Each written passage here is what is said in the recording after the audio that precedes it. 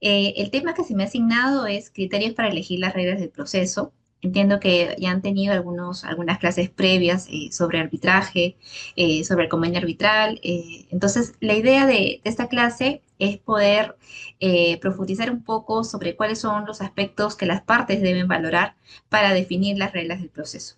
Entonces, bueno, para iniciar es importante que tengan en cuenta que cuando hablamos de reglas del proceso, hablamos de un marco regulatorio que organiza y ordena el procedimiento arbitral. Eh, Cuando hemos aprendido quizás los cursos de derecho procesal, ¿no? Sabemos que siempre estamos sujetos a una normativa, a un marco jurídico. En principio, el hecho de que las partes tengan, digamos, en el caso del arbitraje, la posibilidad de poder determinar las reglas del proceso, no quiere decir que estemos ajenos a el ordenamiento jurídico.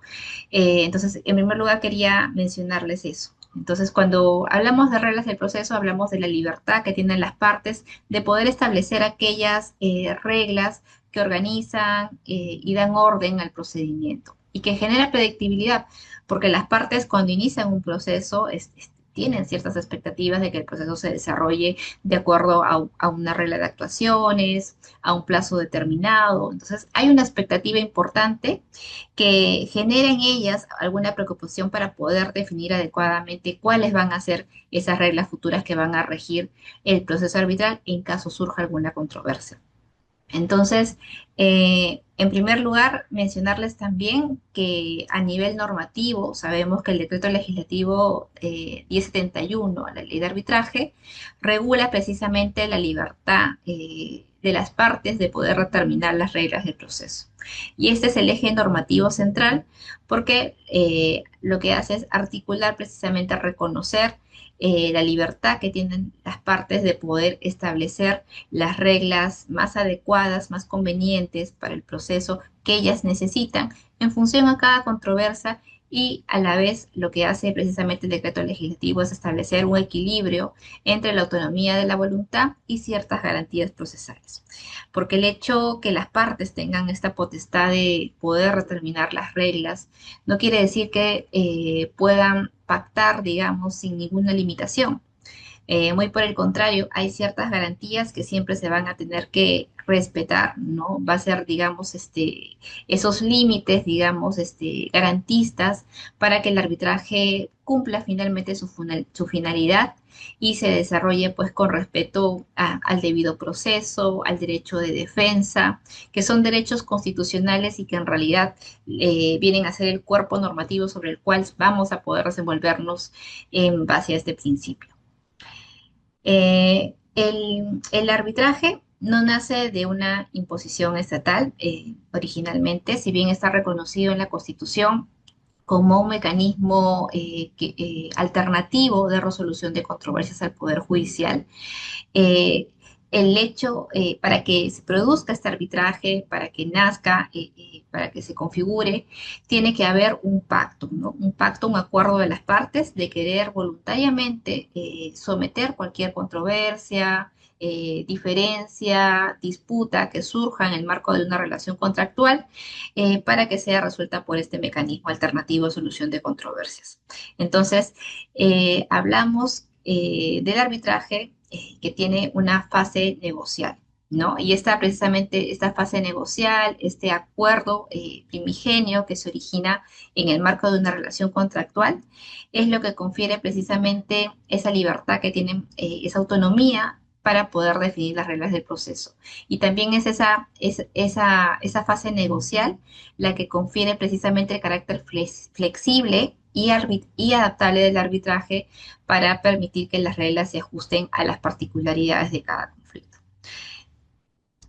Bueno, un tema también importante que es importante mencionarles es que el arbitraje, si bien es un mecanismo de solución de controversias, no es equivalente al proceso judicial. El proceso judicial tiene unas particularidades, tiene una estructura más rígida. De hecho, las actuaciones judiciales están bien definidas, bien reglamentadas. Hay una regulación minuciosa, ¿no? Que está establecida en los códigos, el Código Procesal Civil Entonces son normas que ya han sido impuestas, delimitadas por el Estado, y en este caso hay una regulación muy exhaustiva en el Código Civil y representan normas de orden público. Y esa estructura, digamos, rígida que tiene el proceso judicial típico se diferencia bastante del proceso arbitral, porque si bien el proceso arbitral también tiene que cumplir una estructura, tiene que cumplir una etapa de presentación de escritos principales, una etapa de actuación probatoria y una etapa final, finalmente, de audiencias y decisión, si bien existen estas mismas etapas que también las tiene el proceso judicial, tiene ciertas particularidades porque las partes tienen la posibilidad de poder regular estas fases del proceso arbitral de acuerdo también a lo que consideren pertinente o adecuado también para este proceso, y a la vez hay ciertas flexibilidades, ¿verdad? Ciertas flexibilidades no en el sentido de que van a tener mayor posibilidad de intercambiar las actuaciones o digamos, de crear un proceso muy diferente, sino flexibilidad en el sentido de que van a poder definir precisamente cómo se van a llevar a cabo este tipo de actuaciones.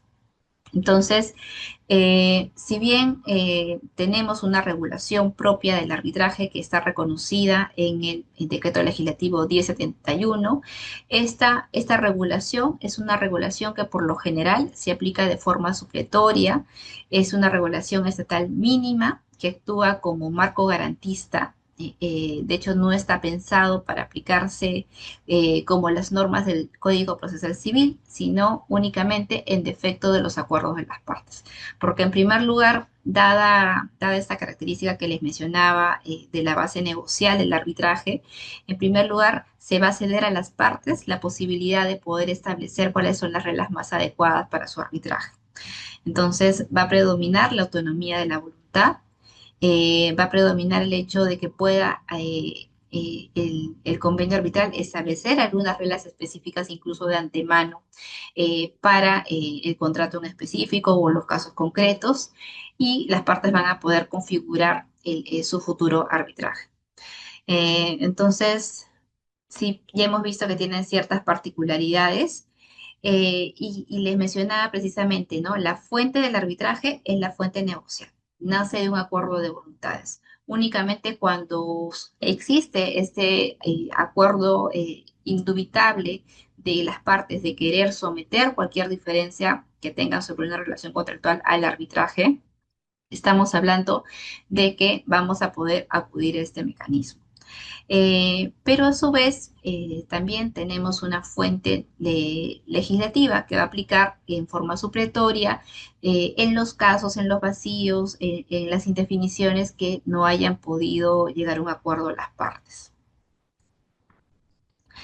Pero ¿cuál es el alcance de la libertad de la regulación de las actuaciones arbitrales? ¿No? Como les mencionaba, no es que no exista límites, tenemos un régimen normativo, ¿sí? Que opera como garantista para que precisamente las partes puedan moverse dentro de esas garantías mínimas.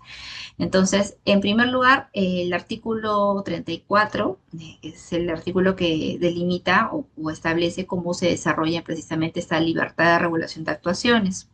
El artículo 34 del decreto legislativo tiene una base muy importante, que es la ley Modelo UNCITRAL, que es la ley que muchas de las jurisdicciones que conocemos que tienen arbitraje han recogido como origen, como modelo para poder replicar también en sus jurisdicciones.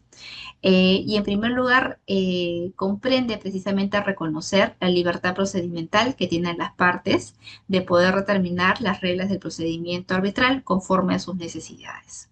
Se reconoce en primer lugar que en primer orden van a ser aquellas, las partes que han intervenido en la relación contractual, quienes van a poder determinar cuáles van a ser las reglas del procedimiento. En segundo lugar, si es que las partes no llegan a acuerdo, se reconoce también la facultad del tribunal arbitral de poder determinar las reglas más apropiadas a falta de acuerdo, teniendo en cuenta las circunstancias del caso. Eh, y vamos a ver más adelante en qué oportunidades se van a dar precisamente esas oportunidades para que las partes puedan delimitar o establecer las reglas del proceso. Y finalmente, hay unas garantías que también coexisten con, estos derechos, ¿no? De la libertad procedimental y también del reconocimiento de la facultad del tribunal de poder ajustar estas reglas del proceso. Y son las garantías que básicamente son las normas imperativas de los derechos fundamentales. En primer lugar, el derecho al debido proceso, el derecho de defensa, ¿no? Que exige que las reglas que las partes pacten o las reglas que el tribunal determine a falta de acuerdo de estas estén precisamente orientadas siempre a garantizar el derecho de las partes de poder exponer su caso, el derecho de contradicción, el derecho a que se respete el debido proceso. Entonces, si bien las partes, como les mencionaba, y quizá puedo ser un poco reiterativa, pero es importante que el mensaje quede claro, las partes, en primer lugar, tienen la posibilidad de poder llegar a acuerdos y determinar de común acuerdo cuáles van a ser las reglas que van a definir el arbitraje. Sin embargo, toda esta libertad de regulación se tiene que mover dentro de un marco que es de orden público, que precisamente está determinado por el respeto, la observancia al derecho al debido proceso, derecho de defensa, derecho de contradicción y todos los derechos que están vinculados precisamente al debido proceso. Eh, Finalmente, hay, digamos, unos reconocimientos también importantes, que es que si no existe alguna disposición en las reglas que las partes determinen, ¿no? Una vez que se han determinado y que suelen, por ejemplo, establecerse al momento de iniciar el arbitraje. De hecho, lo que la ley de arbitraje dice es que si no existe, si las partes no han pactado de forma específica sobre determinada regulación, el tribunal va a poder aplicar de manera supletoria las normas de la ley de arbitraje y si no hay ninguna norma aplicable para la situación particular, podrá recurrir según su criterio a los principios arbitrales, así como a los usos y costumbres en materia arbitral. Entonces, este reconocimiento también es importante porque, al igual que en los contratos, no siempre las partes vamos a poder establecer todas las reglas que se requieran en un proceso y que de forma anticipada no es posible preverlas al inicio cuando se determinan estas en la primera orden procesal o en el acta de instalación, si es un arbitraje ad hoc. Entonces, es importante que se reconozca que van a haber ciertas normas que van a entrar a suplir la falta de regulación propia de las partes y que en principio van a estar reconocidas en la ley de arbitraje, que es una ley bastante completa que regula precisamente todas las actuaciones procedimentales que puedan derivarse de un arbitraje, pero si a falta de esta regulación también supletoria no encontramos alguna regulación que nuestro caso requiera, el tribunal, aplicando los principios del arbitraje, va a poder resolver ese tipo de situaciones. De hecho, es común y se da también en los arbitrajes de que se presenten algunas situaciones que no están ni reguladas en las órdenes procesales, ni tampoco reguladas en los reglamentos aplicables cuando se trata de un arbitraje institucional. Y en estos casos, el tribunal, siempre valorando los principios, puede tomar la decisión más adecuada para eso. Eh, y precisamente hablando de facultades que tienen los tribunales arbitrales, hay una facultad también que se reconoce en la ley de arbitraje y que deriva precisamente de este principio de flexibilidad, que es la posibilidad del tribunal de que a su criterio pudiera ampliar los plazos que se haya establecido para las actuaciones arbitrales, incluso si estos plazos estuviesen vencidos. Como sabemos, las partes tienen la posibilidad de pactar plazos para la presentación de la demanda, la presentación de la contestación, la formulación de la reconvención, entre otras actuaciones. Y esas actuaciones son muy importantes, ¿no? Y en principio están delimitadas a que se genere un plazo, ¿no? Pero podrían ocurrir situaciones que ameriten aplicar esta facultad de ampliar plazos. Eso sí, siempre dejando claro que no es una facultad que se debe aplicar de forma general en cualquier momento, sino de forma excepcional, únicamente cuando las circunstancias lo ameriten y precisamente también valorando pues la resolución de la controversia valorando siempre el respeto y la observancia a los principios del arbitraje que ya también les he estado mencionando, como es el garantizar el derecho de defensa, garantizar el debido proceso, la contradicción, entre otras circunstancias. Lo digo porque podría suceder, por ejemplo, que a pesar de haber estado delimitado que algún escrito principal del caso no se presente en un plazo determinado, puede haberse presentado con horas de retraso. Sucedió mucho en pandemia cuando digamos, nos mudamos a este tema de la operatividad virtual del arbitraje, ¿no? Antes, como ustedes saben, el arbitraje se desarrollaba de forma general, en forma presencial, ¿no? Pero cuando sucedió la pandemia, de hecho, el arbitraje migró a un entorno virtual. Las actuaciones, la presentación de escritos, todo se realizaba bajo correos electrónicos y hasta ahora es así. Creo que eso ha sido algo bueno que nos ha dejado la pandemia. Sin embargo, surgieron precisamente por el aprendizaje propio que implicaba este cambio de funcionamiento o de operatividad del arbitraje, algunas circunstancias que en algunos casos hicieron necesaria también aplicar esta facultad de ampliar plazos, como es el ejemplo que les menciono, ¿no? En el caso de que una parte presente su demanda y le presente con horas de retraso. En estos casos, si somos estrictamente o somos muy rígidos como tribunal, tendríamos en principio que rechazar porque no se habría cumplido con la presentación en los días determinados en una orden procesal.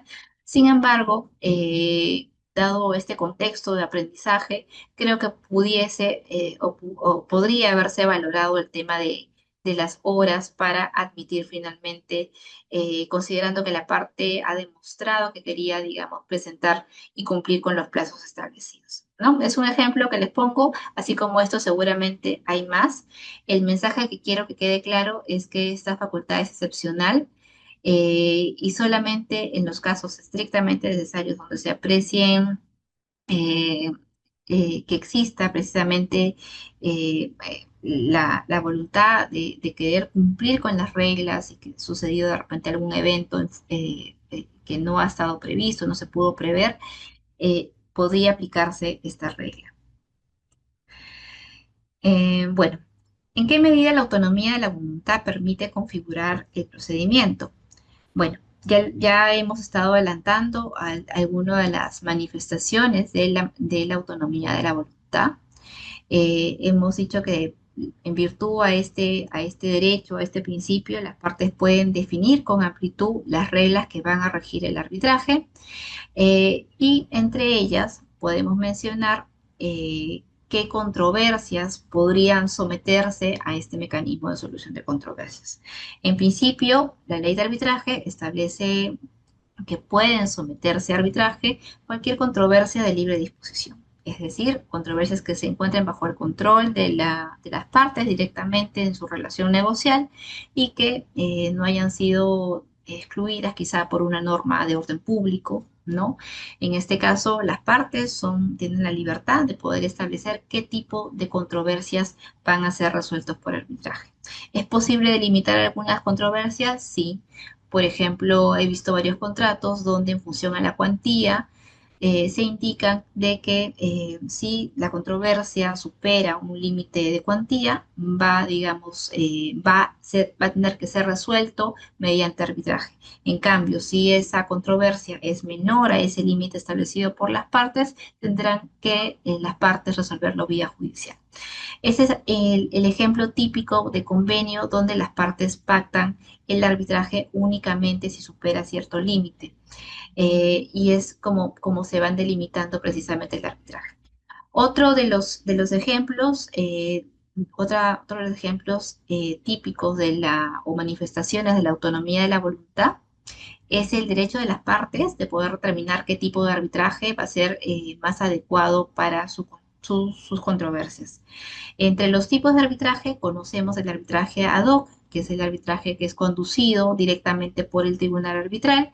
Aquí no interviene una secretaría arbitral, sino son los propios, para ser más precisa, perdón, no interviene una secretaría arbitral institucional, sino que interviene, en este caso, puede intervenir una secretaria arbitral ad hoc y son las partes las que determinan precisamente las reglas en su totalidad. En cambio, también tenemos otra alternativa que es el arbitraje institucional, donde las partes encargan a un centro la administración de su arbitraje, ¿no? Hay diversos centros en el mercado que brindan ese servicio. Así que las partes en sus convenios pueden establecer de forma anticipada cuál va a ser la futura sede, la futura institución que va a estar encargada de poder desarrollar este proceso, ¿no? Otra de las manifestaciones es que pues, las partes puedan fijar las reglas de procedimiento arbitral. Y aquí hablamos de plazo para presentar demanda, plazo para presentar contestación, para formular excepciones, plazos para formular los recursos de reconsideración y en general diversas actuaciones que se van a dar en el procedimiento.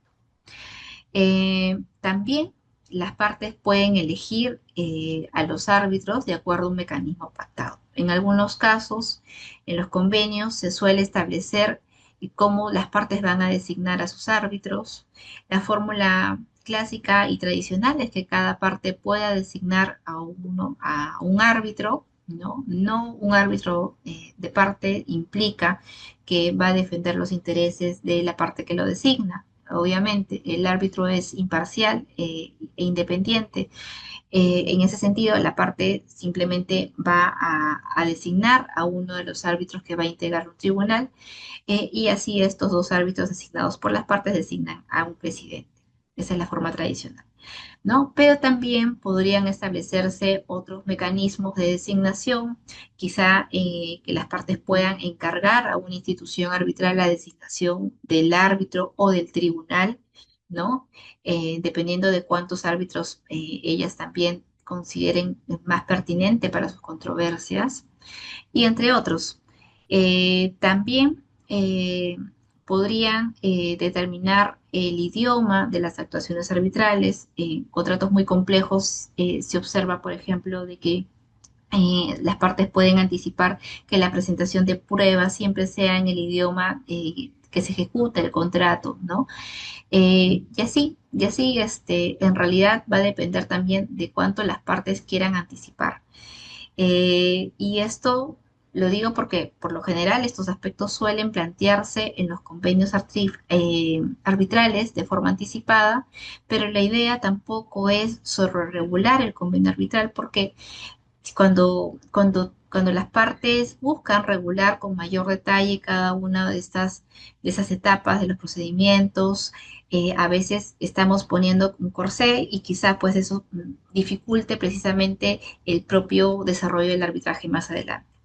Entonces, hay que hacerlo con cuidado, hay que hacerlo solamente en los casos necesarios para, para quizá no tener algunos inconvenientes una vez que queremos aplicar las cláusulas arbitrales. Luego tenemos algunos límites, en caso hay normas imperativas que se tienen que respetar, ¿no? Por ejemplo, en el marco de la contratación pública, la ley de contrataciones con el Estado, o lo que era, digamos, la ley de contrataciones con el Estado y ahora la ley general de contrataciones públicas, contemplan normas de orden público vinculadas al arbitraje. Entonces, esas normas se tienen que cumplir y van a precisamente representar un límite a la autonomía y la voluntad de las partes. Lo mismo respecto a los derechos fundamentales, el derecho al debido proceso y el derecho de defensa. Bueno, ¿qué criterios las partes pueden considerar para elegir las reglas del proceso arbitral? Hay algunos criterios básicos que los voy a mencionar aquí para determinar las reglas, ¿no? Del arbitraje. Y en principio, la sede del arbitraje es muy importante porque cuando hablamos de sede del arbitraje es el lugar donde se va a desarrollar el arbitraje. Y por lo general, el lugar determina cuál es el marco normativo que va a gobernar la conducción del arbitraje. Es decir, si las partes en un contrato o en un convenio arbitral establecen que la ley aplicable es, o la sede del arbitraje es el Perú, se va automáticamente va a generar de que las partes o el marco normativo aplicable a ese contrato sea la ley peruana, ¿no? Entonces, decimos que la ley determina siempre el lex arbitri, el marco normativo que va a aplicar de forma supletoria y que va a dar precisamente ese marco de actuación a la autonomía de las partes para poder determinar cuáles son las reglas del futuro proceso. Por ejemplo, aquí les he compartido el artículo 1 de la ley de arbitraje y aquí menciona que el decreto legislativo se va a aplicar a arbitrajes cuyo lugar se halle dentro del territorio peruano, sea un arbitraje nacional o internacional, sin perjuicio de lo dispuesto en los tratados internacionales o leyes, etcétera. Entonces, en este caso, si es que estamos celebrando un contrato donde digamos que la sede va a ser el Perú, que se va a aplicar la ley nacional, en este caso va a aplicarse de forma supletoria la ley de arbitraje. ¿Y qué aspectos puede incluir esta ley de arbitraje? Bueno, en la ley de arbitraje se reconoce gran parte se regula gran parte de las actuaciones de un proceso arbitral. Podemos encontrar normas referidas a la forma y validez del convenio arbitral, es decir, en qué circunstancias nos encontramos frente a un convenio arbitral. Adicionalmente, vamos a poder establecer qué materias son arbitrables para poder resolverlas mediante arbitraje. Asimismo, cómo se regula la constitución de un tribunal arbitral a falta de acuerdo de las partes y también cuál es el procedimiento de recusación, también si las partes no han establecido uno. Entonces, tenemos regulaciones muy importantes, precisamente si estamos hablando de validez del convenio arbitral, de arbitrabilidad de la controversia, son elementos esenciales que ya están cubiertos por la ley de arbitraje. También otro de los aspectos importantes es el alcance del principio del competence competence, que es un principio muy importante que precisamente lo que hace es darle al tribunal esa potestad de determinar si es competente para resolver una controversia. Eh, entre otros aspectos como la regulación de medidas cautelares, la actuación probatoria y audiencias, requisitos y validez del laudo, procedimiento y causales de anulación. Entonces, a veces uno cuando revisa un convenio puede preguntarse, ¿y es necesario incluir la sede del arbitraje en el convenio? Si el convenio está haciendo referencia a la ley aplicable y dice normas peruano, en realidad no es necesario poner expresamente que la sede del arbitraje sea Perú o sea Lima, ¿no? Se puede decir que se sobreentiende porque es un arbitraje que aplica, digamos, un arbitraje nacional en el que aplica la ley de arbitraje. Eh, pero sí, a veces surgen algunas cuestiones, y aquí quería compartirles algunas preguntas. Por ejemplo, ¿sería válida una cláusula de designación unilateral del tribunal arbitral? ¿No? ¿Qué pasa si en un convenio una de las dos partes tenga la potestad de designar al tribunal arbitral en su totalidad? ¿No? Esa cláusula sería válida. eh, es interesante porque, como les mencionaba, la libertad de regulación no implica que las partes puedan pactar sin límites, ¿no? Y en este caso no se estaría respetando esa cláusula arbitral, no estaría respetando el debido proceso, la igualdad de las partes, el derecho de defensa y que ambas tengan la oportunidad de poder también designar al tribunal. Entonces, esa cláusula tendría un vicio, no debería, digamos, pasar, digamos, el criterio de validez. Ahora, podría renunciarse anticipadamente a la acción de anulación, ¿no? En algunos casos, no he visto, pero, digamos, lo planteo para efectos ilustrativos también, que se pacte, por ejemplo, en el convenio de que las partes renuncian a presentar o a formular recursos de anulación del laudo, ¿no? Aquí estamos hablando de un derecho a la tutela jurisdiccional efectiva, ¿no? Al de acceder a la justicia. Entonces, esa renuncia implicaría una limitación o una norma de orden público, que es precisamente de poder iniciar acción de anulación del laudo.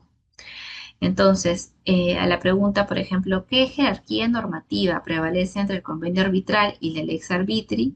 Siempre, como ya le he mencionado, vamos a movernos dentro de un paraguas, que es el paraguas normativo de la lex arbitri, que es el marco normativo general que establece las normas de orden público y sobre el cual las partes no pueden negociar o pactar, en contrario. Otra de las manifestaciones de la autonomía de la voluntad y cuando hablamos de determinación de reglas, está determinada también por la diferencia si nos encontramos ante un arbitraje institucional o ad hoc, ¿no? Porque estos dos tipos de arbitraje tienen particularidades específicas. Eh, por ejemplo, a ver, de hecho, las instituciones arbitrales tienen ya un reglamento de arbitraje que aplica de forma supletoria el acuerdo de las partes, ¿no? Si bien en ambos casos, tanto en el de arbitraje institucional como en el de arbitraje ad hoc, las partes tienen la posibilidad de determinar las reglas más adecuadas para su caso, sí creo que el arbitraje institucional brinda un soporte normativo también complementario muy importante porque a falta de una regulación específica de las partes en el arbitraje, va a poder actuar como un backup de alguna regulación particular que se requiera para el caso. Entonces, ya vamos adelantando algunas ventajas de repente entre ambos. En el caso del arbitraje ad hoc, este, si no se ha pactado alguna regla en específica, es el tribunal quien va a poder determinar, digamos, la salida para esa situación en base a los principios y a los usos de costumbre, como había mencionado, ¿no? Pero ya de por sí, cuando las partes intervienen en la regulación del convenio arbitral, pueden determinar y anticiparse también para poder saber qué reglas procesales van a poder aplicar de forma supletoria a su caso. En este caso, si es que se establece una institución arbitral de forma anticipada en el convenio arbitral, eso va a dar predictibilidad a las partes también para poder conocer cuáles serían eventualmente las reglas de su arbitraje, ¿no? ¿Y cuáles son los criterios para evaluar entre uno y otro? Finalmente, yo creo que la evaluación siempre es subjetiva, siempre es particular de las partes y va a depender de la complejidad técnica del contrato, de la complejidad propia de la industria, de repente del contrato en particular. Va a depender mucho si es un contrato muy sencillo, ¿no? O si es un contrato complejo. Va a depender también de los costos administrativos, porque si hablamos de un arbitraje institucional, cada institución también tiene su propia tabla de gastos administrativos que manejan, ¿no? Tanto para árbitros como para el centro. Entonces, cuando negociamos un convenio arbitral es importante evaluar también dónde queremos que finalmente se resuelva nuestra controversia. Si queremos que sea exclusivamente a manos de un tribunal o si queremos tener el soporte que brinda una institución arbitral con reglas ya determinadas, ya conocidas, que aplicarían de forma supletoria. Y también es importante mencionarlo, creo que una de las diferencias también importante entre estos dos tipos de arbitraje es que en el caso de las instituciones arbitrales se cuenta con un consejo de arbitraje que suele resolver finalmente sobre recusaciones, suele resolver también sobre cualquier cuestionamiento que se planteen en relación a los árbitros. Entonces es muy importante también la figura de este consejo dentro del arbitraje. Eh, entonces, acá lo que les quería compartir son algunas preguntas que podrían plantearse al momento de determinar si conviene o no establecer un arbitraje institucional o un arbitraje ad hoc, ¿no? Y, por ejemplo, les plantearía, ¿no? Si la institución ofrece procedimientos abreviados para la cuantía en juego, ¿no? Hay algunas instituciones arbitrales que contemplan tipos de procedimientos arbitrales. Hay algunos arbitrajes que son más abreviados, más cortos, ¿no? Con plazos más cortos y quizá sean convenientes para el tipo de controversia en particular, en función al contrato, ¿no? Si estamos hablando de un contrato muy sencillo, ¿no? donde hay claramente, están muy bien definidas las prestaciones, ¿no? Van a haber poca complejidad de la controversia. De repente estos procedimientos apropiados serían idóneos, ¿no? Porque permitiría poder contar con una solución en un plazo célere, en un plazo corto. Si estamos de repente ante un caso donde existe el riesgo de que nuestra contraparte utilice tácticas dilatorias, eh, no sabemos, no sabemos, pero lo digo porque quizás sí se requiera iniciar el arbitraje en alguna institución con reglas definidas para cada actuación procedimental, ¿no? Eh, yo creo que la experiencia ya que tenemos en el arbitraje nos ha enseñado de que eh, si bien el arbitraje ad hoc nació como un mecanismo rápido, ¿no? En comparación al arbitraje, en algunos casos, lo digo porque no podemos hablar de forma general, en algunos casos el arbitraje ad hoc también tiene algunas deficiencias. Creo que el arbitraje institucional presenta mayores garantías que el arbitraje ad hoc, al menos desde el lado de la predictibilidad, ¿no? Finalmente va a depender de cómo el tribunal arbitral en su conjunto pueda llevar a cabo las actuaciones arbitrales, siempre brindando estas garantías del debido proceso, de los principios de celeridad, pero siempre salvaguardando el debido proceso, el derecho de defensa. Finalmente ese conjunto de actuaciones va a hacer que las partes sientan, y eso tiene que ver con el sentir de las partes, de que han contado con todas las herramientas para poder exponer su caso, que los han escuchado y finalmente que han resuelto en base a las que ellos han planteado, y pues con todas las garantías de prueba, las garantías de debido proceso, entre otros. Bueno, entonces esas son las diferencias que tenemos. Yo creo que también otra manifestación importante que las partes puedan tener desde el convenio arbitral es el procedimiento de designación de sus árbitros, el número y el perfil de los árbitros, ¿no? Cuando hablamos de número, tenemos que puede ser uno o un tribunal compuesto por tres árbitros, incluso más, porque las partes tienen en principio la libertad de poder determinar cuántos árbitros son los más adecuados para resolver sus controversias. Eh, pero también es posible anticipar en el convenio el procedimiento de designación. Ya lo estaba mencionando hace un momento, ¿no? Que el mecanismo tradicional es que cada parte pueda intervenir en la designación de sus árbitros y es por eso que siempre hay una regla, ¿no? Que no se tiene que, el procedimiento que se pacte, el procedimiento de designación, no debe vulnerar el principio de igualdad. Si una de las partes únicamente tiene el control de poder designar a los árbitros, estamos hablando de una estipulación que podría ser cuestionada en cuanto a su validez. Eh, Después, ya lo había mencionado también, que la ley de arbitraje establece un procedimiento de designación también que va a aplicar de forma supletoria a falta de acuerdo de las partes.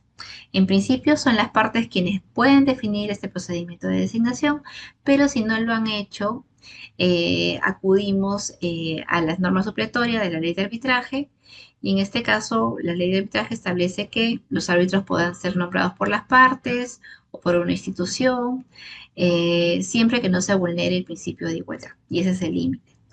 Pero si una parte no nombra al árbitro que le corresponde, podrá recurrirse a una institución arbitral o a un tercero que se haya designado a las partes, o en su defecto procederse conforme al artículo 23. Eh, en este caso, es muy importante que se verifique, ¿no? Que el procedimiento haya seguido precisamente las reglas establecidas por las partes, porque si no podría generarse un vicio. Y digo podría porque vamos a ver también más adelante que hay formas de, digamos, evitar que, o de que evitar que un proceso pueda, digamos, truncarse por incumplimiento de las normas. A ver, acá precisamente se había incluido lo que establece el artículo 23 de la ley de arbitraje, lo que establece la ley de arbitraje es cuando se trate de árbitro único, o cuando las partes hayan pactado que todos los árbitros o el presidente sean designados de común acuerdo.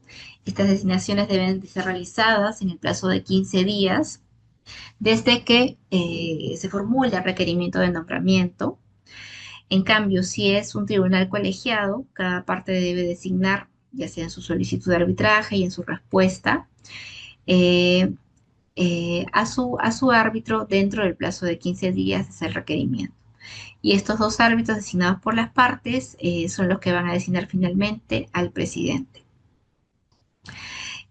También existe un procedimiento en caso de tribunales colegiados con pluralidad de partes.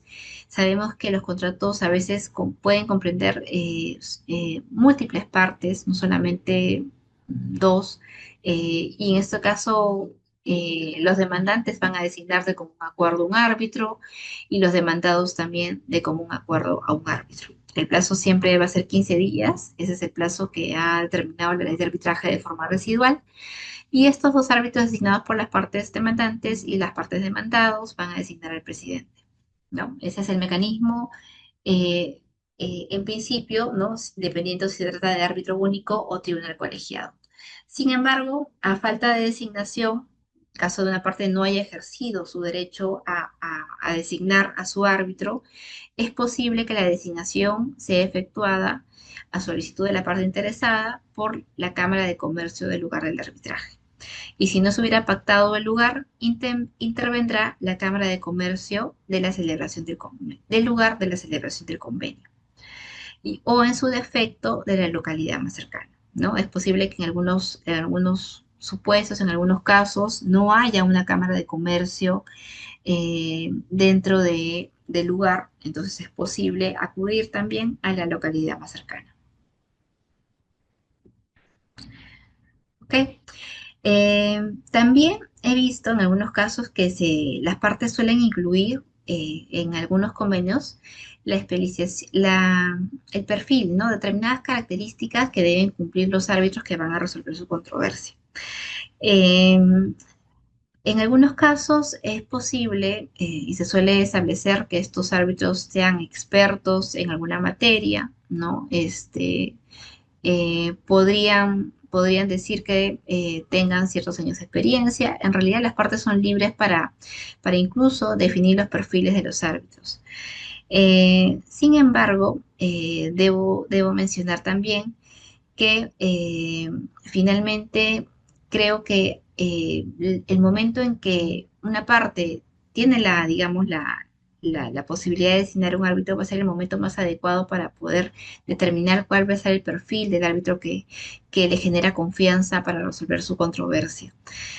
Porque a veces suelen establecerse algunos requisitos, algunas condiciones de forma anticipada en el convenio y de repente, llegado el momento, existen dificultades para encontrar ese perfil.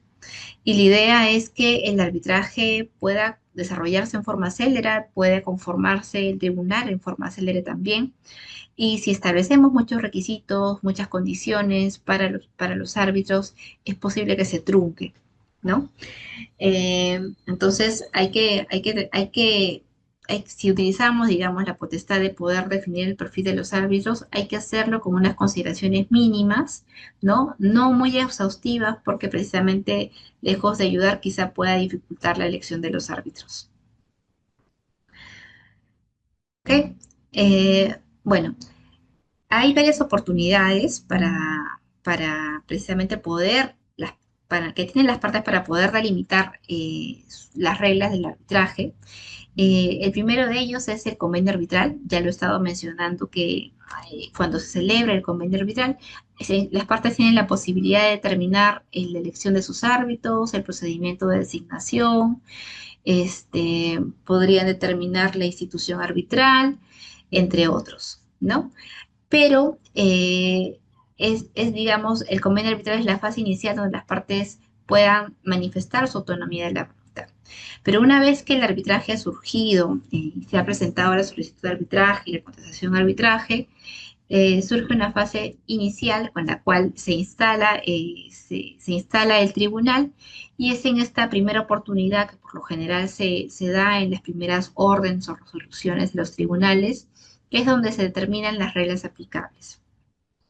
Por buena práctica, es importante y sobre todo se da en el arbitraje institucional que se da la posibilidad de que las partes previamente puedan formular algunas observaciones o puedan formular planteamientos para esta determinación de reglas aplicables.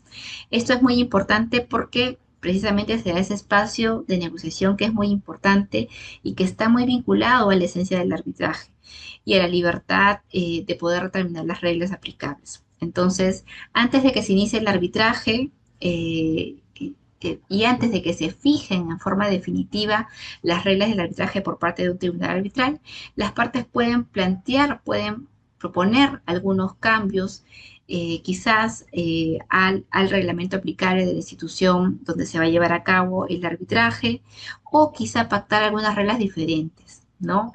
El hecho de que un arbitraje se desarrolle en una institución arbitral y que esté sujeto a un determinado reglamento, no quiere decir que las partes no puedan pactar en contrario, ¿no? La autonomía de la voluntad precisamente permite que, en primer lugar, se respete el acuerdo de las partes, aun cuando éste colisione quizá con alguna disposición específica del reglamento. Acá hablamos, y cuando digo esa salvedad de que aun cuando colisione, estamos hablando de una regulación particular del reglamento. No estamos hablando de ese límite marco que ya les mencionaba, que son los derechos fundamentales y las normas del orden público, porque eso sí, sí se tiene que cumplir y respetar. Entonces, para la determinación de las reglas aplicables, es buena práctica de que las partes puedan presentar propuestas de cambio, proposiciones de plazos, y en realidad es el momento oportuno para poder establecer estas reglas, porque ya posteriormente el arbitraje se va a regir bajo esas reglas y no se va a poder modificar. Entonces, esta oportunidad es importantísima. Finalmente, también, cuando unas partes también incluyen en sus convenios arbitrales la posibilidad de acudir a un arbitraje institucional, el hecho de que se sometan a esta institución ya de por sí también implica un sometimiento a los reglamentos institucionales. Y lo digo en principio porque precisamente va a depender mucho de si las partes al momento de esta oportunidad de determinación de las reglas llegan a acuerdos o no. Entonces, a falta de acuerdo, en este caso, si es que las partes no llegan a un acuerdo, si una parte de repente considera que requiere 30 días para su demanda y la otra parte considera que ese plazo es excesivo, ¿no? Que podría presentarse en menos. A falta de acuerdo, es el tribunal quien va a estar facultado para dirigir el proceso y va a poder determinar las reglas más adecuadas en función a las circunstancias. Sin embargo, igual el tribunal no es que pueda determinar las reglas sin mayor limitación. Al igual que las partes, el tribunal también está sujeto a un marco de garantías mínimos, que es el debido proceso, la igualdad de trato entre las partes y las demás normas imperativas del ordenamiento jurídico. Entonces, decimos que el arbitraje es flexible por naturaleza, decimos que podemos adecuarlo en función a nuestras necesidades. Sin embargo, el arbitraje siempre va a operar dentro de un marco constitucional y legal y no fuera de él. Entonces, bueno, acá tenemos un gráfico, ¿no? Que mencionamos en primer lugar son las partes las que tienen la potestad de poder definir sus reglas, ¿no? Y a falta de acuerdo, el tribunal es el que va a determinarlas en función al planteamiento también, valorando también lo que hayan manifestado las partes. Eh, y a falta de esta regulación que se haya determinado, yo creo que de forma complementaria entre las partes y los árbitros, va a aplicar el reglamento de la institución arbitral. Aquí estamos hablando en el supuesto de que nos encontremos ante un arbitraje institucional, porque si no estamos en ese caso, ya no aplicaría el reglamento, sino aplicaría de forma supletoria la ley de arbitraje.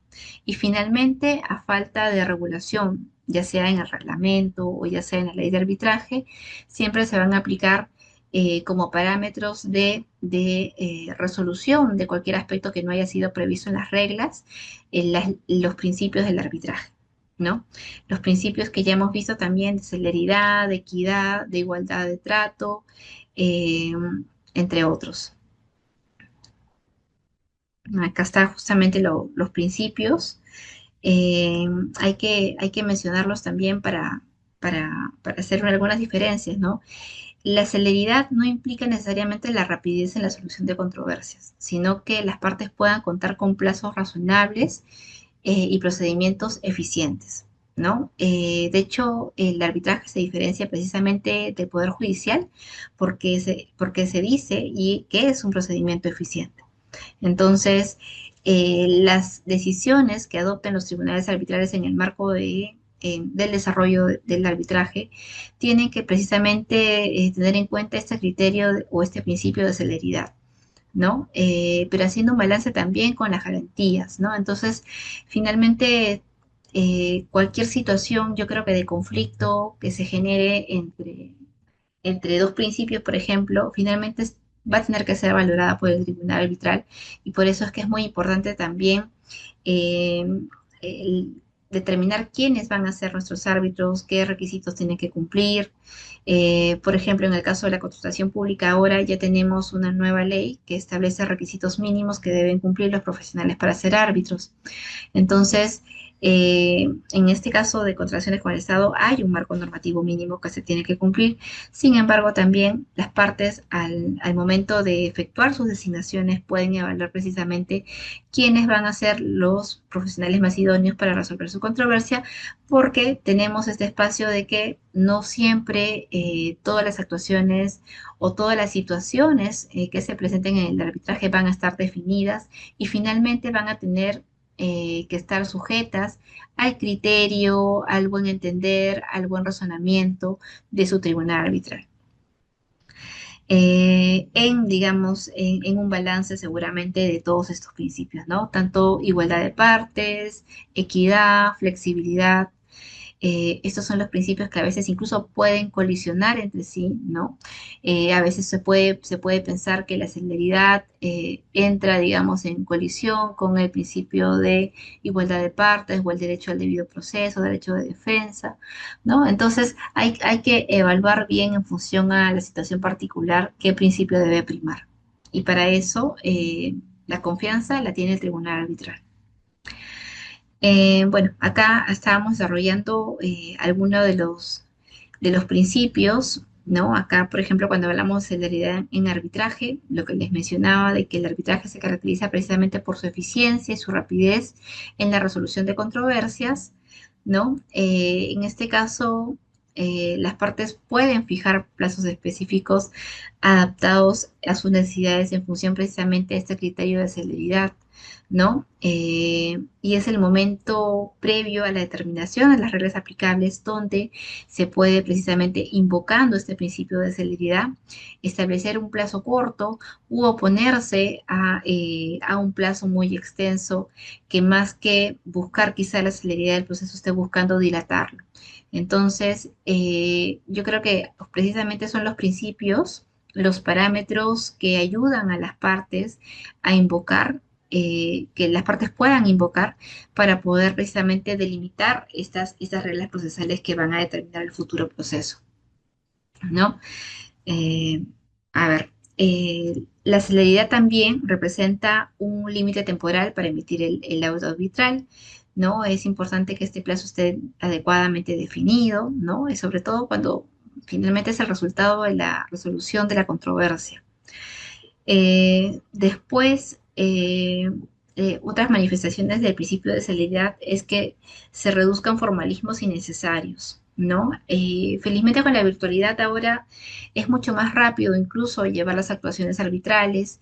Ahora los reglamentos también contemplan la posibilidad de que puede establecerse de antemano un calendario procesal De manera que en la primera regla, en la primera orden procesal, en la primera resolución o decisión, se puede incorporar este calendario que va a definir y establecer de forma delimitada cuáles van a ser las actuaciones que se van a llevar a cabo en el proceso, las fechas de audiencia, el plazo para el laudo, incluso con fechas máximas. Entonces, yo creo que este calendario procesal ayuda mucho precisamente a la celeridad del arbitraje. Y aquí hacemos una distinción, ¿no? La celeridad no debe sacrificar el derecho de defensa ni el debido proceso. Ni las partes ni los tribunales, invocando el principio de celeridad, van a sacrificar o van a dejar a una parte desprotegida de poder ejercer su derecho de defensa o de exponer su caso aplicando o invocando el criterio de celeridad.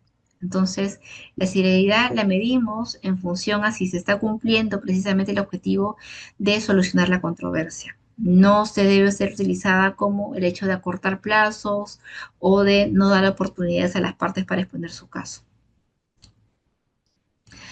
Después, es importante también que tengan en cuenta al momento de determinar las reglas, la equidad del procedimiento, ¿no? Cuando hablamos quizá del derecho de una parte a formular cuestionamientos probatorios o de presentar pruebas de forma posterior a los escritos postulatorios, es importante que se reconozca que este derecho lo tienen ambas partes, ¿no? Precisamente en lo que respecta a equidad. Eh, Después, también la igualdad de armas, ¿no? Ambas partes tienen el mismo derecho a presentar sus argumentos, a ofrecer pruebas, a contradecir, ¿no? Yo creo que el respeto de estos principios precisamente lo que hace y tiene un impacto importante en las partes, porque las partes finalmente se sienten escuchadas, se sienten que han tenido se ha contado con la suficiente oportunidad para poder ejercer su derecho de defensa, su derecho al debido proceso. Entonces es muy importante siempre salvaguardarlas. Aún no haya sido solicitado por la parte, imagínense el caso de que una parte pueda presentar un escrito complementario, ¿no? Ampliando argumentos, quizá, ¿no? Siempre es importante garantizar que la otra parte que no haya presentado también tenga la posibilidad de hacerlo, tenga la posibilidad de refutar, eh, entre otros, ¿no? Es importante siempre garantizar. Por ejemplo, en los arbitrajes suelen presentarse y a veces, pese a estar establecidas algunas reglas de la tramitación del proceso, he visto casos en que las partes presentan, ¿no? Mayores escritos, incluso fuera de las etapas previstas, ¿no? En estos casos, eh, se tiene que hacer, tiene que, digamos, trasladarse siempre a la otra parte para que pueda contradecir, para que tenga la misma oportunidad, o si no rechazarse, ¿no? Si en algunos casos no corresponden estos escritos, siempre respetando las reglas iniciales que las partes hayan pactado. Después, la flexibilidad procedimental, ¿no? Ya hemos mencionado que la regulación arbitral es adaptable porque permite ajustar las reglas de procedimiento a las necesidades del caso concreto.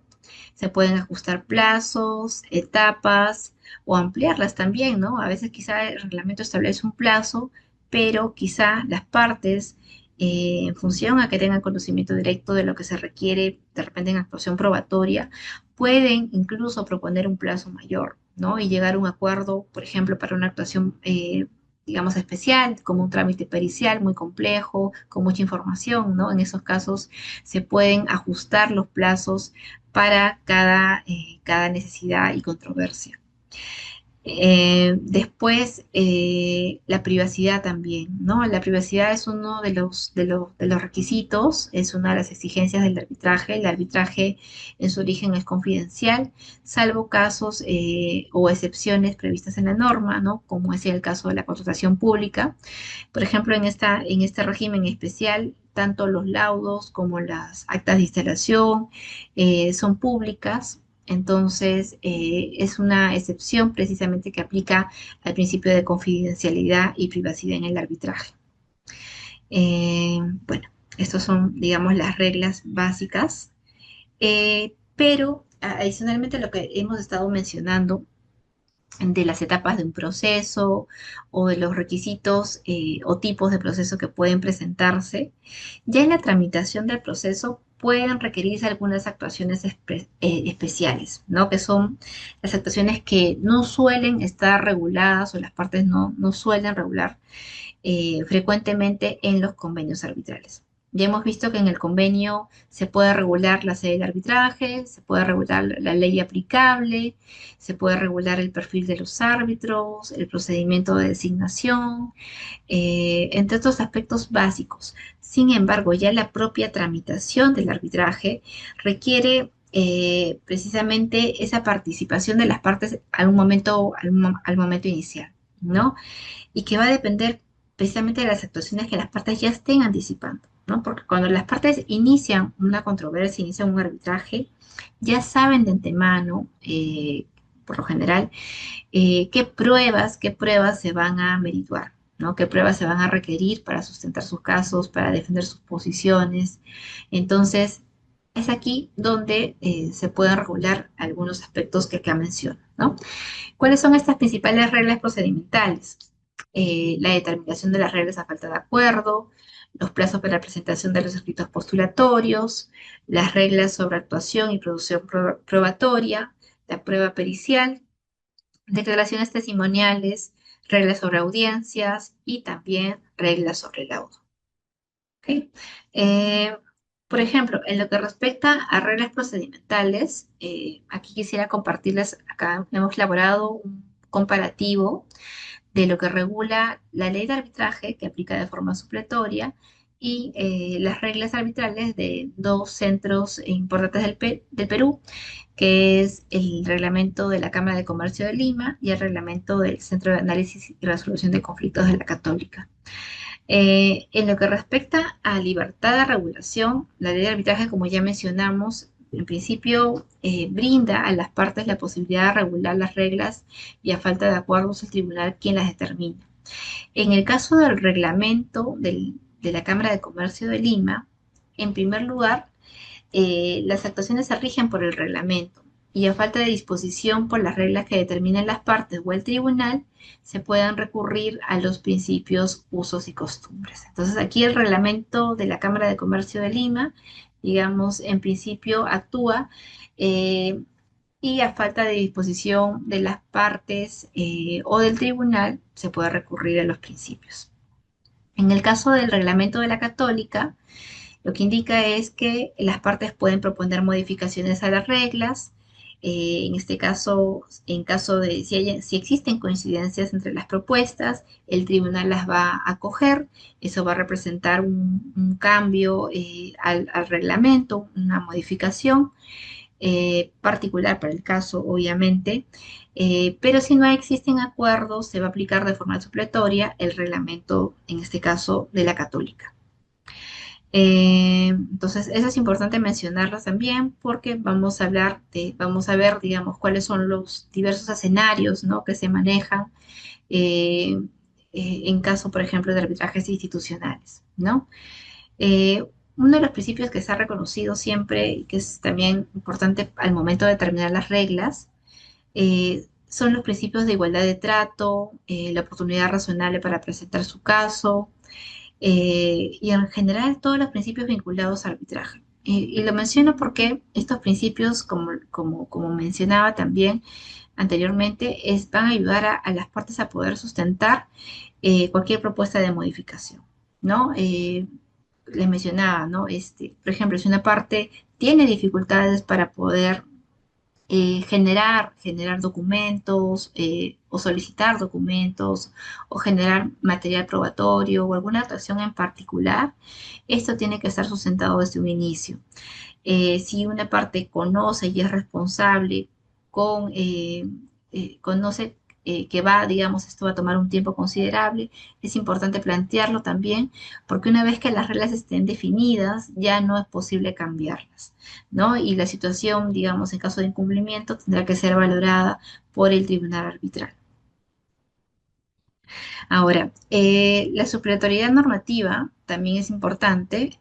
Bueno, acá ya lo había mencionado, por ejemplo, en el caso de la Cámara de Comercio de Lima, si no hay una disposición del reglamento, el tribunal recurre a los principios, usos y costumbres arbitrales. En cambio, en el caso de, bueno, en el caso del reglamento de la Católica también, acá la regla se mantiene, se aplica supletoriamente el reglamento, ¿no? Eh, eh, y la sección de costos indica que siempre es obligatoria, ¿no? Este es un nuevo cambio que también tiene implementado el reglamento de la Católica, donde la sección de costos sí es obligatoria, no es una regla sobre la cual las partes podrían pactar en contrario. En lo que refiere ahora a escritos principales, ya sabemos que los escritos principales son la demanda, la contestación, la reconvención y la contestación a la reconvención. Entonces, eh, uno de los aspectos que suelen siempre, digamos, las partes plantear al momento de proponer reglas es determinar un plazo para presentar sus escritos principales, ¿no? En algunos casos, las partes van a requerir plazos cortos, ¿no? Pero quizá, dependiendo también de la complejidad de la controversia, las partes mismas van a poder solicitar un plazo mayor y finalmente también un tribunal tiene la posibilidad de que a falta de acuerdo pueda regular un plazo mayor. ¿Qué pasa si una parte solicita 20 días, ayuda 30 días, ¿no? En ese caso, el tribunal va a poder determinar cuál va a ser el plazo más adecuado para la controversia.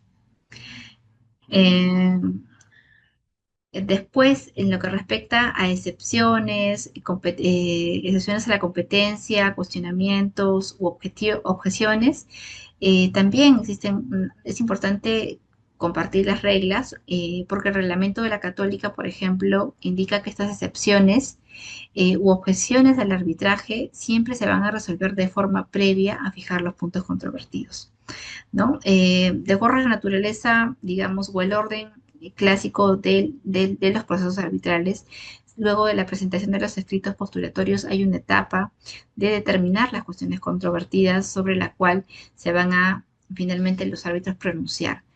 Pero en el caso del reglamento de la Católica, por ejemplo, lo que indica es que todas lo que son excepciones, u objeciones a la competencia siempre se van a resolver de forma previa a la fijación a la fijación de las cuestiones controvertidas. Esa es la regla. En el caso de la Cámara de Comercio es más flexible porque las excepciones pueden ser resueltas ya sea mediante el laudo parcial o con el laudo final de fondo. Esto podría ser una ventaja, podría ser una desventaja. ¿Qué pasa, por ejemplo, si se desarrolla todo el procedimiento, ¿no? Se tiene una etapa de alegatos, de audiencias, de planteamientos tanto de excepciones como de fondo, ¿no? Y el laudo finalmente es resuelto por una cuestión de excepción, ¿no? En esos casos existe esa posibilidad de poder resolverse mediante un laudo parcial o un laudo de fondo o un laudo final. Sin embargo, por buena práctica, en realidad debería hacerse con el laudo parcial, ¿no? Después también, cuando hablamos de presentación de escritos principales, un aspecto muy importante también es la posibilidad que tienen las partes de poder modificar o ampliar la demanda, ¿no? Como sabemos, con la demanda, las partes plantean las pretensiones y delimitan la controversia que va a ser resuelta en el futuro laudo arbitral. Sin embargo, durante el desarrollo del proceso, es posible que las partes puedan querer o pretender modificar sus pretensiones iniciales o hacer algún ajuste o a veces aterrizar alguna cuantía que no estuvo determinada, ¿no? Entonces, es muy importante saber cuáles son los límites para poder realizar esta modificación o ampliación de demanda. Eh, si no se pacta, vamos a aplicar de forma supletoria lo establecido en los reglamentos aplicables, ¿no? En el caso de un arbitraje institucional, que viene a ser la mayoría de los procedimientos arbitrales, sobre todo en el campo de la contratación pública. Y en el caso, por ejemplo, del reglamento de arbitraje del Centro de la Católica, lo que establece es que una demanda puede modificarse o ampliarse, o ampliar la cuantía o argumentos, ¿no? Se reconoce ambas posibilidades hasta antes de notificada la decisión de cuestiones controvertidas. Si se notifica esta decisión, ya no sería posible posteriormente modificarse. Aún se presenta reconsideración u otras cuestiones relativas. Hay un límite temporal que se ha establecido, en este caso el reglamento de la Católica, para poder formular las modificaciones o ampliaciones de la demanda. ¿Qué dice, en cambio, la Cámara de Comercio de Lima? En el caso del reglamento de este centro, lo que dice es que la demanda puede modificarse o ampliarse, incluso con nuevas pretensiones. No estamos hablando solamente de casos de cuantía, sino también nuevas pretensiones, salvo que el tribunal considere inapropiado por la demora o perjuicio. Es decir, en principio, la posibilidad de ampliar o modificar la demanda está, podría incorporarse nuevas pretensiones, pero quedará ya ahora a criterio del tribunal evaluar si es que se ha generado una demora, digamos, no justificada o un perjuicio a la otra parte. Obviamente, esta posibilidad de modificación debe encontrarse dentro de los límites del convenio arbitral y no excederlo.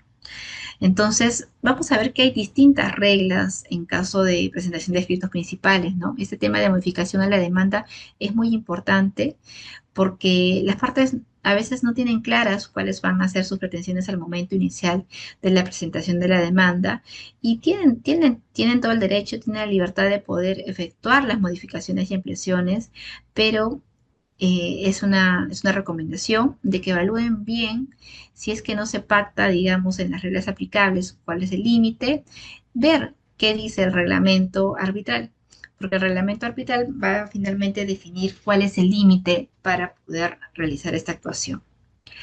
Eh, entonces, eso es. En el caso de la ley de arbitraje, va a depender de lo acordado o de lo fijado por el tribunal arbitral. Aquí también es un poco más flexible, ¿no?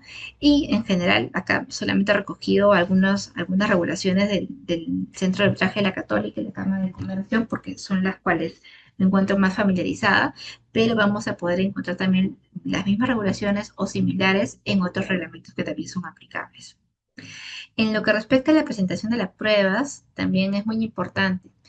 En general, la regla de la presentación de pruebas es que éstas se ofrezcan al momento de presentarse los escritos principales, ya sea demanda, ya sea contestación, ya sea recomendación. Esa es la regla, ¿no? Y esa regla está reconocida tanto en los reglamentos de la Cámara de Comercio de Lima, el Centro de la Católica, entre otras instituciones arbitrales, y también en la ley de arbitraje, ¿no? Sin embargo, que estamos hablando de la flexibilidad del arbitraje, ahora hay las últimas modificatorias de los reglamentos, se han incorporado precisamente de que incluso después es factible, no se cierra la posibilidad de que puedan presentarse algunas pruebas, pero acá está condicionada a algo. Más que condicionada, digamos, lo que se permite es que puedan plantearse objeciones, ¿no? Si una parte considera que una presentación no debería admitirse, en el caso del reglamento de la Cámara de Comercio de Lima, lo que indica es que tendrá que formular objeción porque de lo contrario se entiende la prueba admitida desde su presentación. Entonces, las pruebas podrían presentarse en el caso de la Cámara de Comercio de Lima con la demanda, la contestación, la reconvención.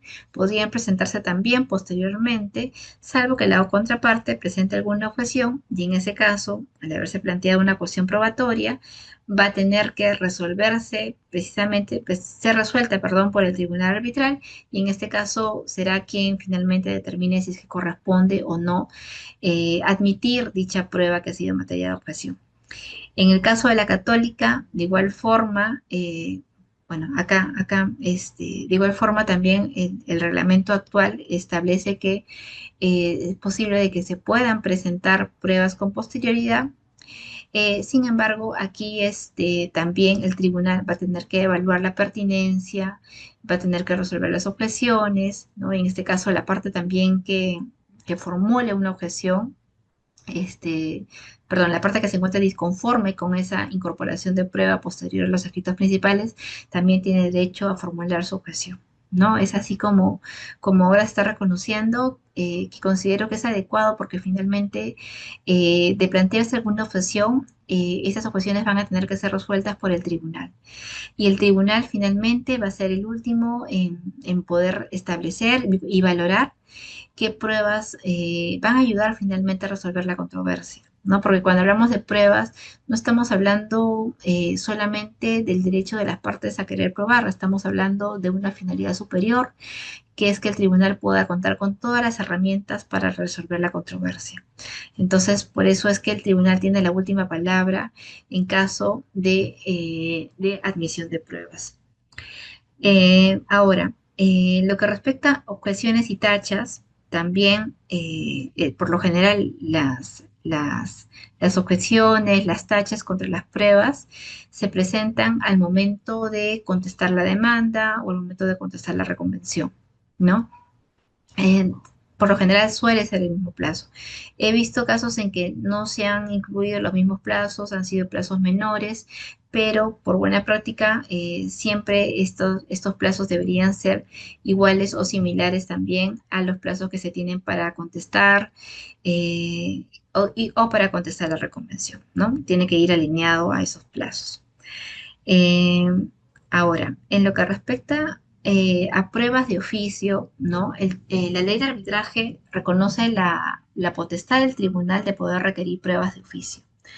Eh, en el caso de los reglamentos también de los centros de la Católica y de la Cámara de Comercio, de igual forma se reconoce la misma facultad del tribunal de ordenar pruebas de oficio, de dirigir el orden probatorio, de decidir y de valorar también la actuación de estos medios probatorios, ¿no?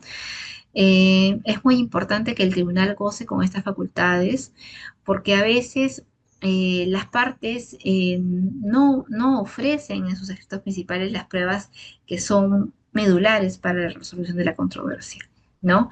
Y en esa búsqueda de la justicia, en esa búsqueda de la certeza, es que los tribunales pueden utilizar estas facultades de las pruebas de oficio y poder solicitar a las partes que sean presentadas, precisamente para que la controversia esté sustentada y que haya considerado todos los elementos necesarios para poder resolverse. Después tenemos a la prueba pericial. No, la prueba pericial es un tipo de prueba especial. Por lo general, la mayoría de las pruebas suele estar sustentada en documentos, ¿no? Pero no es la única forma de pruebas. Tenemos la prueba pericial que se utiliza cuando se trata de querer brindar un punto de vista técnico, un punto de vista especializado sobre alguna materia en particular, ¿no? Por lo general es una materia técnica, es una materia especializada, y en caso de pruebas periciales, en principio siempre las partes van a tener la posibilidad de poder designar a los peritos que consideren pertinente. Esto está en la ley de arbitraje, ¿no?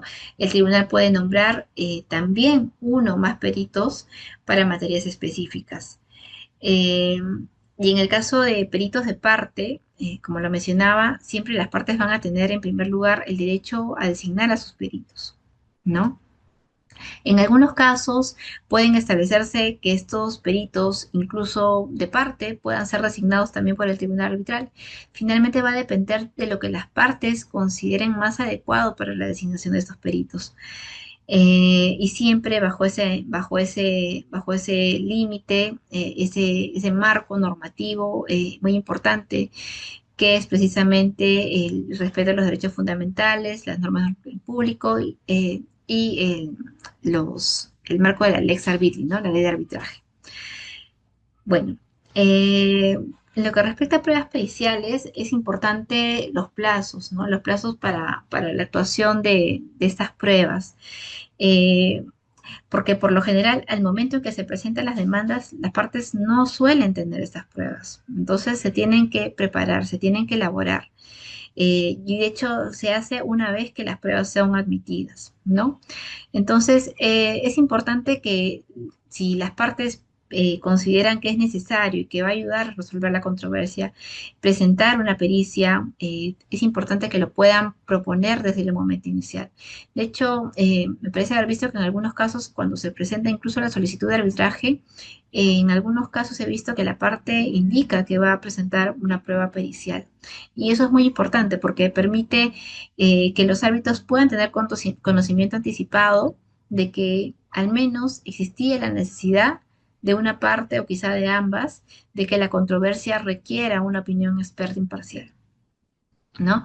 Una opinión que va finalmente a tener que ser valorada y analizada también por el tribunal arbitral, pero es una prueba que en algunos casos resulta importante y necesaria y sin la cual pues no es posible de repente llegar a contar con todos los elementos para resolver. Eh, Sobre la prueba pericial, es importante que ambas partes tengan la posibilidad de formular observaciones, cuestionamientos, pronunciamientos, ¿no? Y es importante también cuando hablamos de prueba pericial que haya una audiencia, porque precisamente en la audiencia el tribunal tiene la posibilidad de poder escuchar las interpretaciones que tengan cada una de las partes, las observaciones que tengan sobre la prueba pericial. La prueba pericial se presume, ¿no?, que es una prueba que presenta objetividad. Entonces es por eso que también se da esta posibilidad de que puedan contradecirla, puedan explicarla, puedan desarrollar sus puntos de vista, puedan aclararla.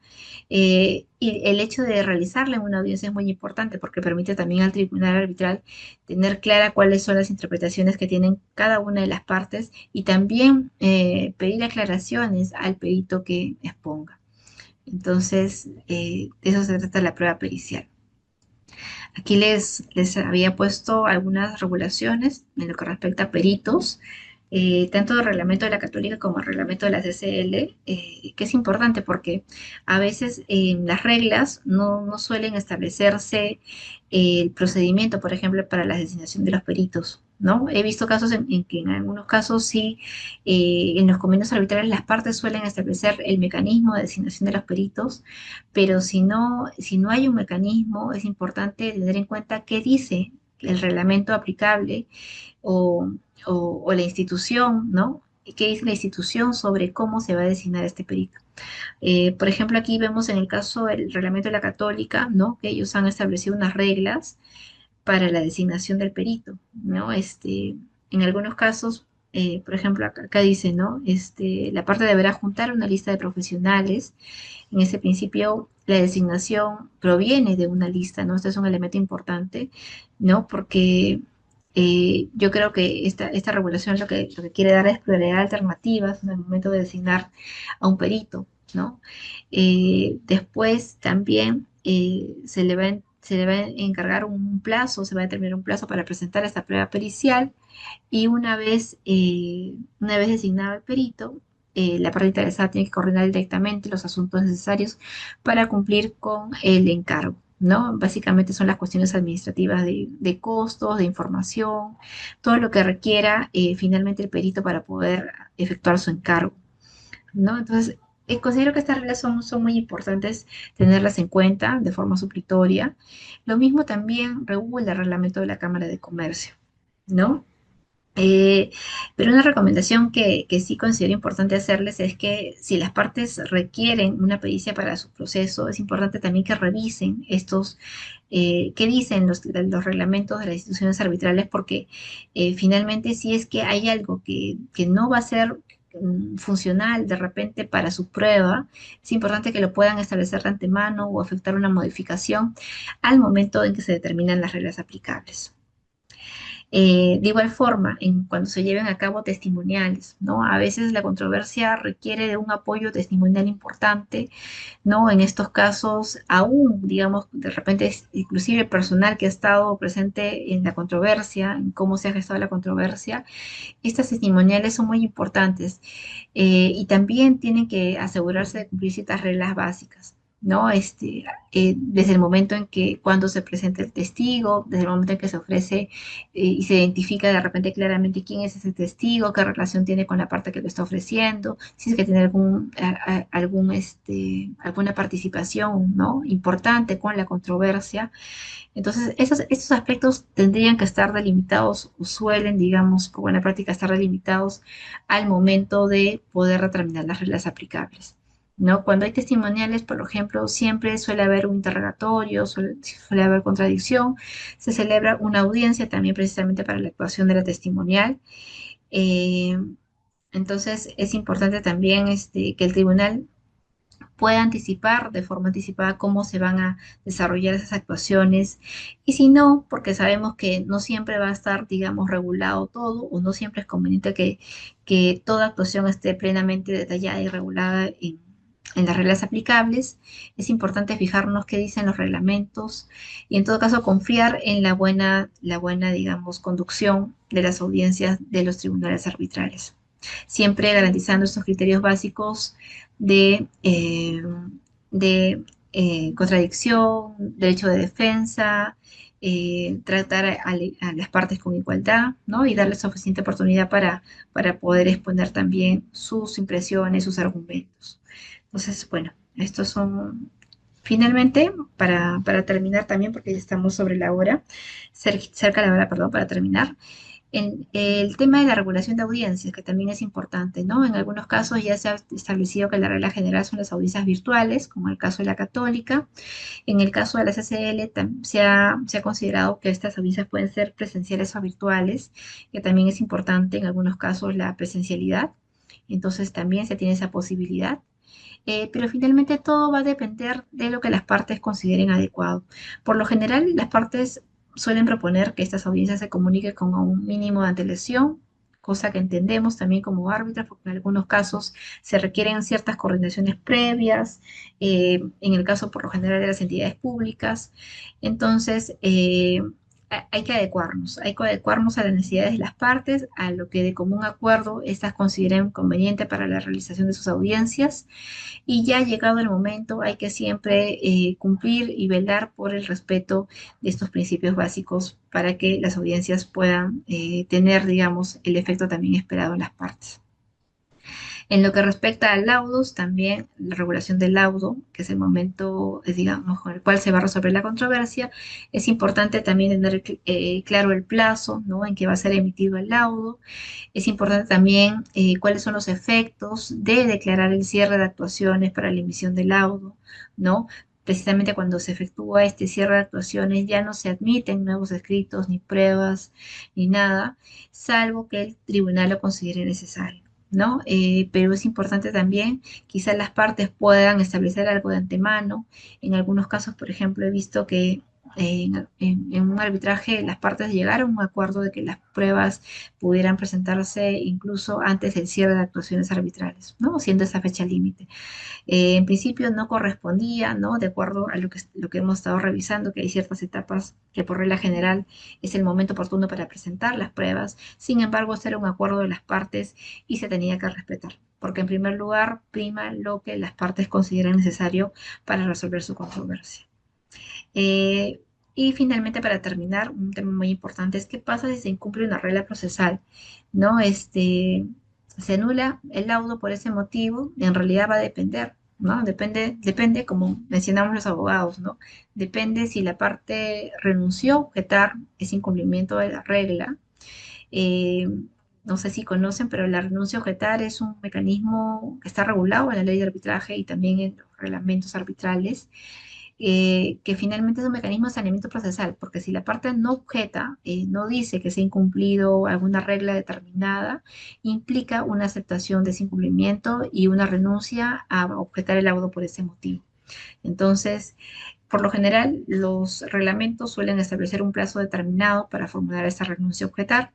Entonces, si bien tenemos reglas que se deben cumplir a un inicio, es importante también revisar todas las herramientas que como partes se puedan utilizar para efectos de que se garantice precisamente la salvaguarda ¿verdad? Y el cumplimiento de estas reglas arbitrales para poder cumplirlas, porque si dejamos de objetar, estamos convalidando una infracción que podría ser, digamos, delicada, ¿no?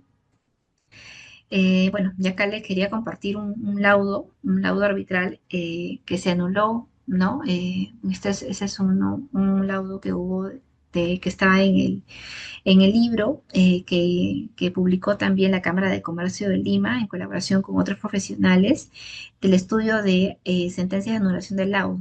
Y aquí en este laudo se anuló el laudo porque se había inobservado una regla procesal. Eh, y me parece que la parte no había objetado. No, perdón. A ver, ya me confundí con tantas reglas. A ver, en este caso, la sala dice que son dueñas de su proceso. Si bien el principio de flexibilidad se caracteriza el arbitraje, ya, ok. En el acta de instalación, las partes establecieron que luego de cerrada la etapa probatoria se pasaba a alegatos finales sin admitirse nuevos probatorios. Sin embargo, el contratista presentó nuevas pruebas en sus alegatos finales y la entidad cuestionó dicha presentación. Entonces, como les mencionaba, ese es un caso muy similar al caso que les mencionaba, donde había ya establecido las partes una etapa, un límite para poder presentar pruebas. En este caso se incumplió, la parte no renunció a su derecho, sino que objetó y por ese motivo se anuló este laudo. Imagínense. Entonces, las reglas del arbitraje son muy importantes. Establecen una estructura normativa y en primer lugar son las partes las que definen esa estructura, siempre bajo el marco y el paraguas normativo de los principios fundamentales, las normas de orden público. Sin embargo, son las partes las que tienen en primer lugar la posibilidad de definir el marco normativo más adecuado para su controversia. Sin embargo, estas reglas también están sujetas a unas condiciones de validez precisamente y es el respeto de las garantías al debido proceso, al derecho de defensa, porque si no se cumplen, porque si es que se quiere, digamos, extralimitarse este derecho de autonomía de la voluntad, finalmente eso puede ser cuestionado a través de una anulación del laudo. Entonces, bueno, esas son algunos de los aspectos que he querido compartirles el día de hoy. Espero que haya podido ayudarles y les ayude en su práctica arbitral.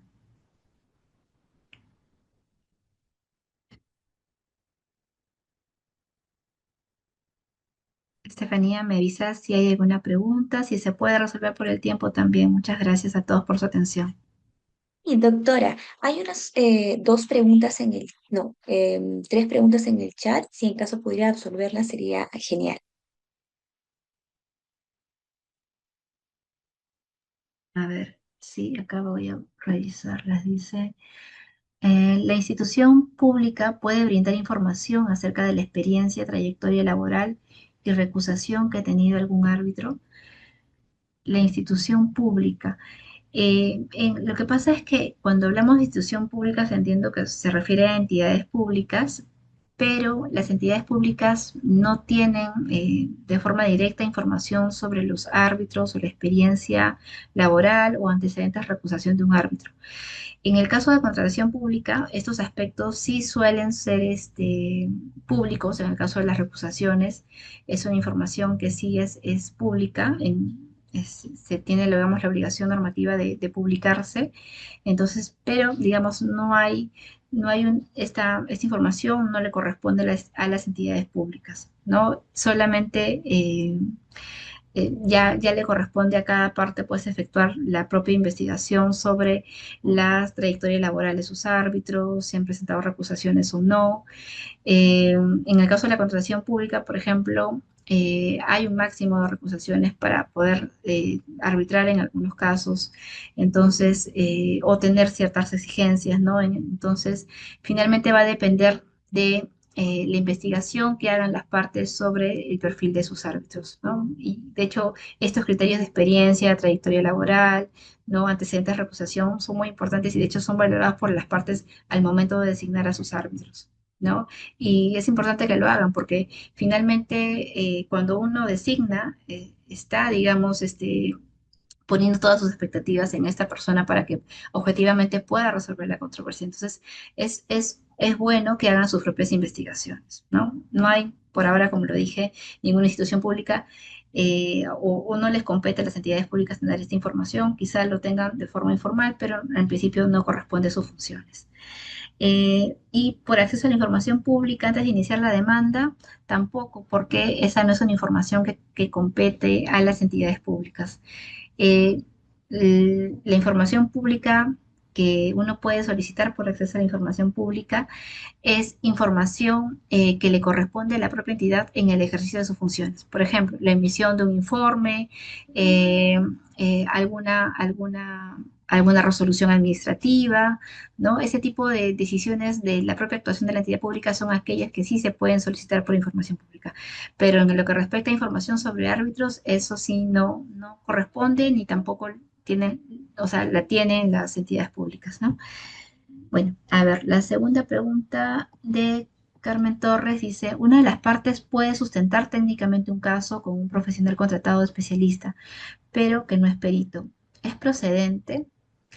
Bueno, lo que pasa es que al momento de plantear los argumentos, de fundamentar el caso, las partes pueden apoyarse en asesores, pueden apoyarse en especialistas. En realidad, eso es el trabajo de cada parte, de poder, digamos, plantear adecuadamente los argumentos, los fundamentos que van a sustentar su caso.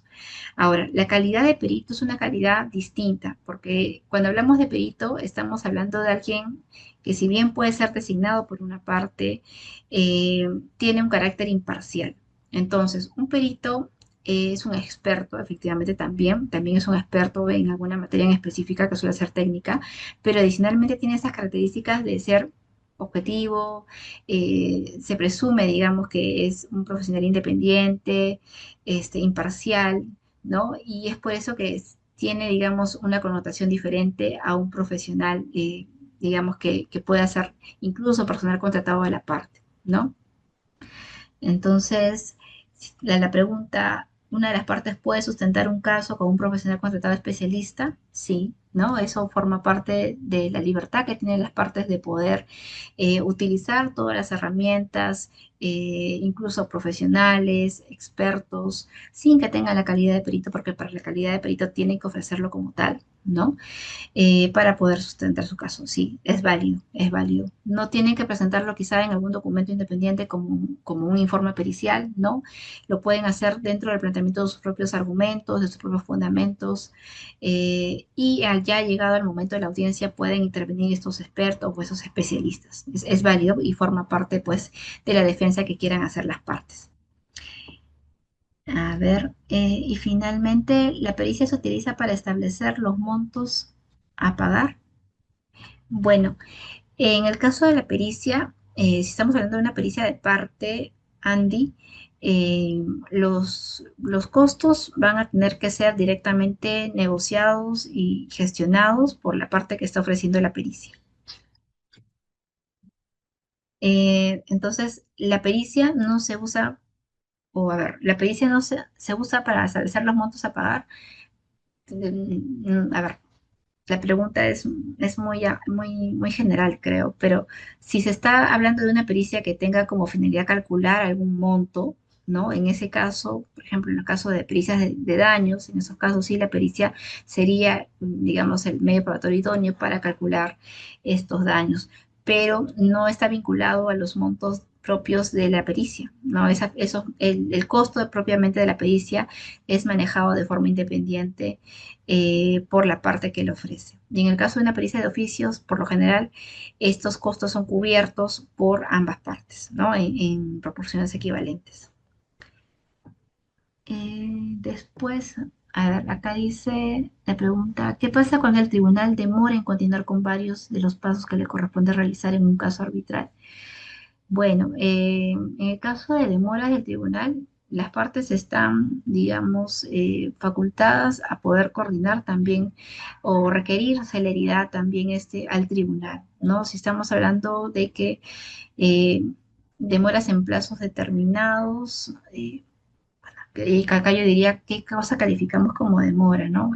Porque finalmente va a ser muy, muy subjetivo al caso en particular, pero si estamos hablando de una actuación que, digamos, o se ha presentado algún escrito, no se ha dado tramitación, digamos, en un mes, 2 meses, ahí sí estamos hablando quizá de una falta de proactividad del tribunal, ¿no? En este caso, sí, pues, ¿qué pasa? Bueno, lo que le corresponde a la parte es mover el caso, llamar, solicitar al tribunal pues pronunciamiento, no sé si de forma escrita o oral, pero es importante sí exigir esa celeridad, ¿no? Después, Carlos Enrique Sandoval pregunta si una prueba ha sido conseguida luego de presentada la demanda en virtud del principio de flexibilidad, ¿se justifica que el tribunal la admita junto con la acumulación de una nueva pretensión? Bueno, a ver, si ha sido conseguida luego de presentada la demanda, ahí de plano estamos hablando de que es una nueva prueba, ¿no? O sea, no se tenía al momento de la presentación de la demanda. Dice, se justifica que el tribunal admita junto a la acumulación de una nueva pretensión.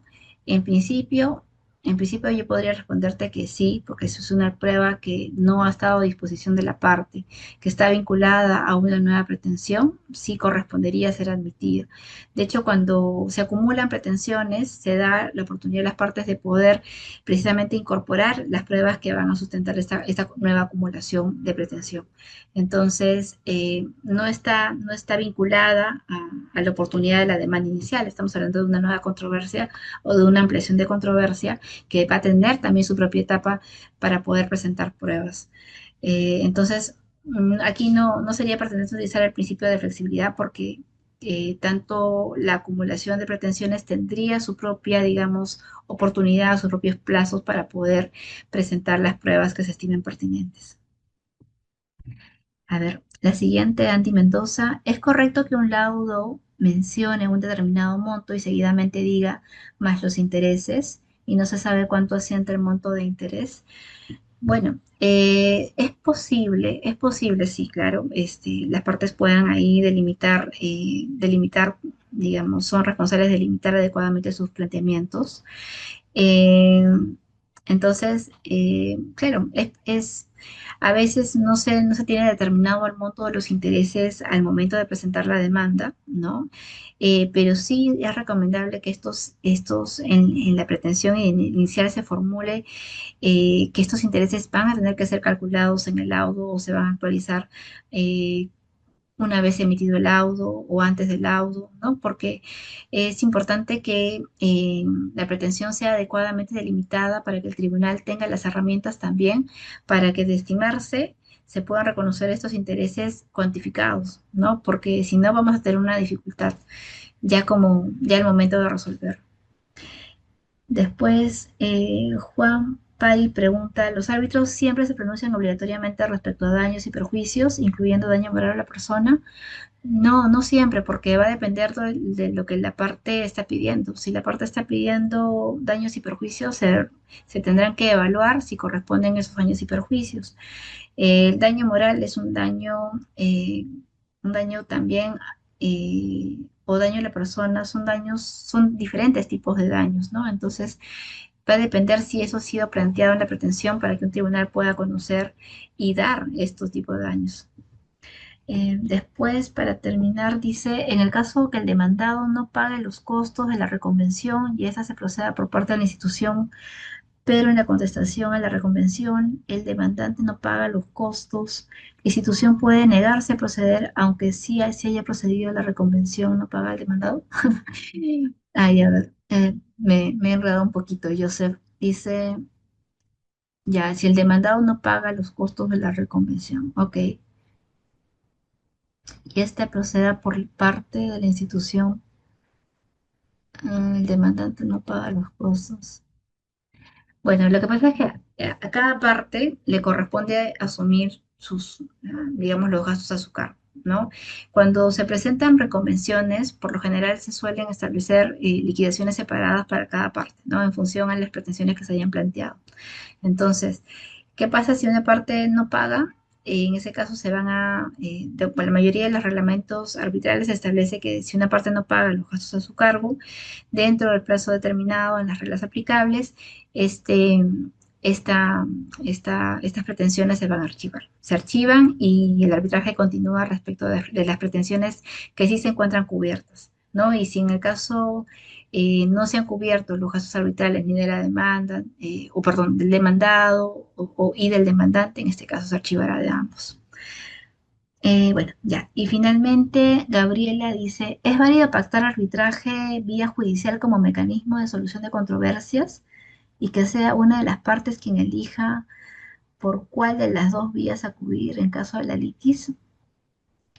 Bueno, sí, o sea, es válido pactar, pero precisamente tiene que estar muy delimitado, ¿no? Yo les había comentado un caso de que en algún convenio arbitral que vi había ciertas controversias que por su cuantía iban al Poder Judicial, porque la cuantía era menor, pero si se superaba cierto umbral, podían acudir al arbitraje. Entonces, sí es válido digamos, una cláusula de solución de controversias pueda tener ambas alternativas de resolución de controversias, de estos mecanismos, pero va a depender que en lo que respecta al arbitraje esté claramente delimitado, ¿no? En qué caso se va a recurrir al arbitraje y sea pues claramente existe esa voluntad de las partes de acudir en ciertos casos al arbitraje, porque si no vamos a estar en casos de una cláusula que sea patológica, que no, donde el convenio arbitral no esté claro y eso sí va a generar problemas. A ver, después, ¿algún libro que recomiende profundizar este tema? Bueno, hay varios, Andrea. Hay varios libros de algunas instituciones de revistas de derecho, de las universidades suelen tener algunas ediciones especiales de arbitraje que las recomiendo.